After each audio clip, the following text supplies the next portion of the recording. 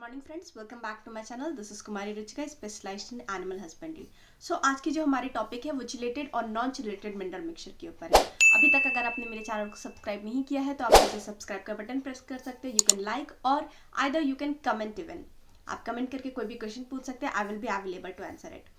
सो अब हम डिफरेंस जानते हैं चिलेटेड और नॉन चिलेटेड के बीच। सबसे पहले मैं आपको ये चीज़ क्लियर कर देती हूँ, जब भी आप मार्केट जाते हो मिनरल मिक्सचर खरीदने के लिए तो वहाँ पे आपके पास 2-3 ऑफर्स आते हैं। उसमें से एक चिलेटेड मिनरल मिक्सचर होता है, नॉन चिलेटेड भी, एंड यू गेट कंफ्यूज। आप कंफ्यूज हो जाते हो कि कौन सा परचेज करना चाहिए।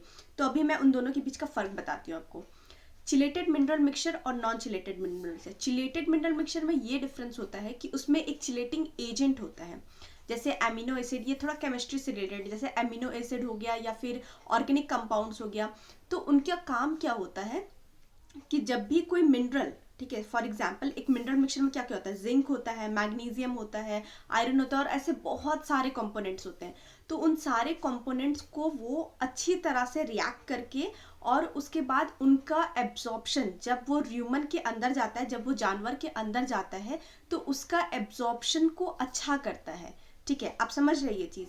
चिलेटिंग एजेंट का काम क्या होता है? चिलेटिंग एजेंट का काम ये होता है कि वो मिनरल मिक्सचर के साथ मिक्स हो करके वो जब बॉडी के अंदर एब्जॉर्व होता है तो वो इंडिविजुअली एब्जॉर्व होता है। आयरन जो है वो जिंक के साथ रिएक्ट नहीं होता, जिंक जो है वो मैग्नीशियम के साथ रिएक्ट नहीं होता, कोई किसी के साथ रिएक्ट नहीं होता है।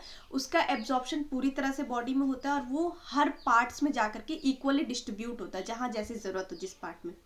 लेकिन जो नॉन चिलेटिंग एमिनो एसिड्स होते हैं या फिर जो नॉन चिलेटिंग मिनरल मिक्सचर होते हैं, उनमें क्या होता है, उनमें ये चीज़ नहीं होता है। उनमें कोई एजेंट प्रोवाइड नहीं किया रहता है जो कि बॉडी में इक्वली एब्जॉर्व हो पाए।